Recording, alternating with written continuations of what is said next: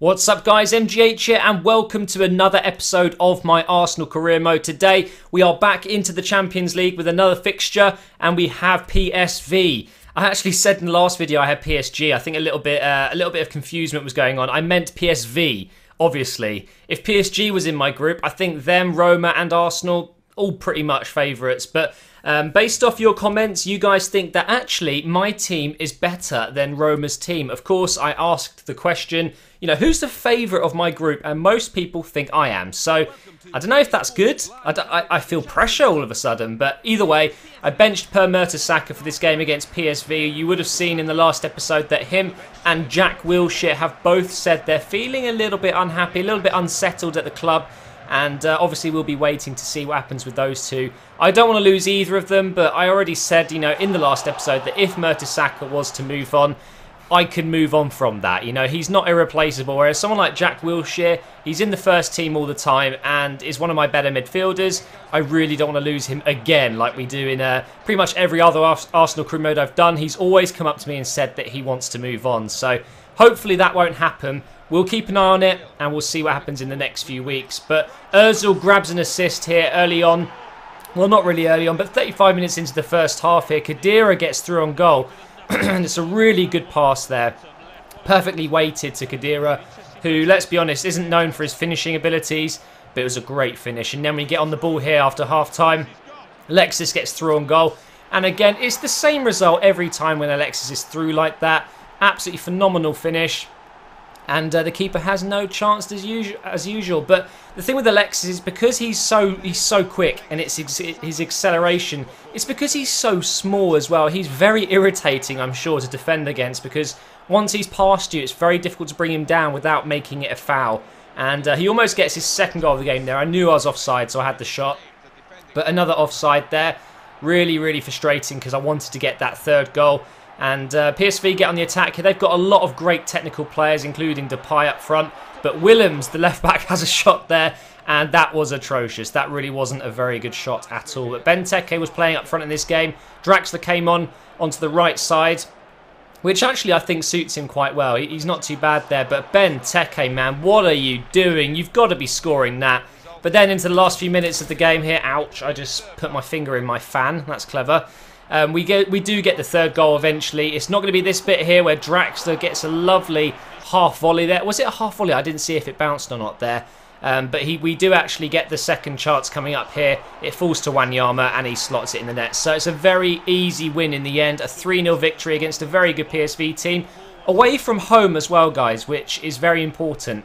2 goals for Wanyama in the Champions League. For a CDM, that isn't too bad. He came on for Khedira and does a very good job. He really has got some great stats. And there the referee blows the whistle and ends PSV's misery. Ozil had a great game, by the way. So now we can move on into the Aston Villa match away from home with confidence because we've won our last game. My form's been a bit up and down lately, as you guys have seen. Very inconsistent. Some games I'm doing really well. And then some games, you know, like against Sunderland in the last episode, losing 2-1 at home is an absolute joke of a result. So it's definitely good to get a win under the belt. And here goes Cazorla, gets a lovely shot away which gets blocked and their keeper grabs it. I think it was bending into the far post, so it was a good attempt. And don't forget, Giroud is playing for Aston Villa. We swapped him for Benteke and obviously he goes straight into their first team, Giroud. And actually he was very difficult to mark. He was getting lots of chances. That header was pretty poor though and we're able to get away with it. But the pass from Jenkinson was a little bit astray there. Aston Villa with another chance. They cross it in, but we do actually break from this. Ramsey gets on the ball here. It comes up to Welbeck, who's got that pace, that power, and that dribbling to get through the midfield and the defence here. It comes to Cazorla. It goes behind Alexis, but he turns, grabs the ball, throws it up to Cazorla, and he puts it in the net.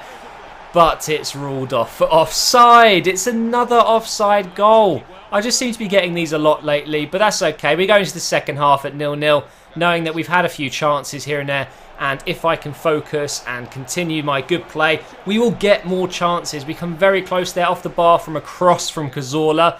Wasn't a shot, and Alexis crossed it back in. No one was there. Jenkinson running at the defence here. Comes to Alexis, who has a shot, which is well wide, but Villar decides to hit it out. The resulting corner comes to Mertesacker and he towers above everyone else And it's a nice, powerful header down through the middle of the goal, though, which I don't normally like. Look at this as well. Why would you face the Aston Villa crowd when the Arsenal crowd is just on the right? It's a bit stupid, that. But it's a lovely cross, lovely header, and that makes it 2 goals in the Barclays Premier League for Per Mertesacker. He scored a few more than I would have expected. Like, I was expecting none, okay? But pretty interesting, seeing as Mertesacker's obviously not very happy at the club at the moment. He's a little bit unsettled, might be moving on. Still doing the job for the team and scoring a vital goal. So we do actually win the game against Aston Villa. And now we go up against Watford, a newly promoted side at home. This is a game we should be winning, no problems at all. So I decided to move around the team a little bit. I wanted to get some other defenders in. I wanted to play Rose. So I've swapped Chambers inside. He's going to be playing right centre-back and Rose will come in at right-back. Really impressed with Rose. You know, I've already spoke about his physical stats being really poor. He's not very quick. And to be honest, he's not the best at defending. For me anyway, but he's amazing on the ball. Like, his passing is just incredible. For a 17-year-old, he's definitely going to be something special. And don't forget, all of the scouted players I'm using have a huge potential, so I'm going to have to play him if I really want to get him there before I move on into a different team or accept another job or things like that. So we'll see how he gets on as well. Lovely pass into Draxler. You can really see there the accuracy on Rose's left foot there. Really, really impressive. And then we swing another ball in there for Benteke. Comes out to Ozil, first time pass to Rabiot. Lovely bit of skill to get through the defence, but Gomez in goal for Watford, doing very well to keep it 0-0. So once again, we find ourselves in the second half 0-0. It goes through to Benteke here, left foot shot, and once again, Gomez is in the way. He is playing so well in this game. We're just unable to score. Comes through here to Rabiot, once again having a great game. And look at that from Walcott, so close. It actually is blocked by the defender. I just could not get through. Ozil on a lovely mazy run here. Passes it back to Welbeck. And surely not. Did I just miss that? Welbeck has got to finish that. Look at the replay. That is shameful. That is absolutely disgusting to watch. But he makes up for it with a great tackle. He was playing on the left side of the attack here. Lovely 1-2 of Benteke. He's going to pull it back here with a triple tap cross. And Benteke finishes it, no problem. So it took us 85 minutes to break through this Watford team. They were defending so well. But really, it was Gomez in goal. Man of the match for me. Just could not beat him. And there we go. We finally get through him. We get into the last few minutes here. I was going to go on the attack and potentially make it 2-0. But it was time to end the game there. And it's 3 points against a newly promoted side. What is this? We actually just got 3 points again. We're actually hitting some good form. But then as soon as we hit good form, we get some bad news. Sanchez gets injured for 5 weeks on international duty with Chile. Very frustrating indeed. He's been one of my star players so far this season. But we've got plenty of replacements ready to come in at right side. We've got Walcott. We've got Oxlade-Chamberlain. We've got Miyechi. We've got a lot of players that can play there, even Cazorla and Draxler as well. So we're not. It's not like we're going to struggle without Sanchez there. But in real life, God, that would be absolutely awful if we lost Sanchez. I think actually we wouldn't win a game in weeks if he was injured. But either way, we've got into this game against Burnley. Another, I don't want to be mean and say another easy game because there's no easy games in the Premier League. But Burnley at home, you know, they've only just got their first win in real life in the Premier League. So I should be expected to do what I did against Watford and win the game comfortably, which I didn't do. It was really not comfortable at all against Watford because of their keeper.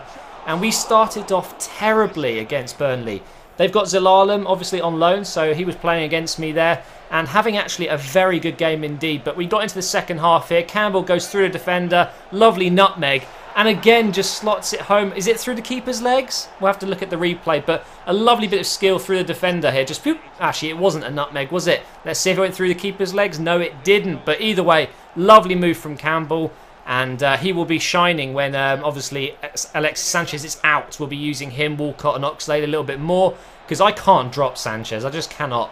Now into the 82nd minute. We're still only 1-0 up. Really should have had a shot there. So, unfortunately, it stayed 1-0.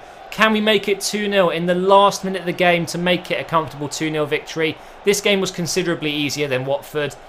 What was I doing there? I just decided to stop the ball and turn. I guess I was wasting time, but whatever. We get the win, guys. There's another 3 points. Let's see how that affects us at the top of the table there. We're 3 points clear of Chelsea. What? How? We've scored 23 goals, which is the second best in the league. Conceded only 8, which is also the second best in the league. 1-9.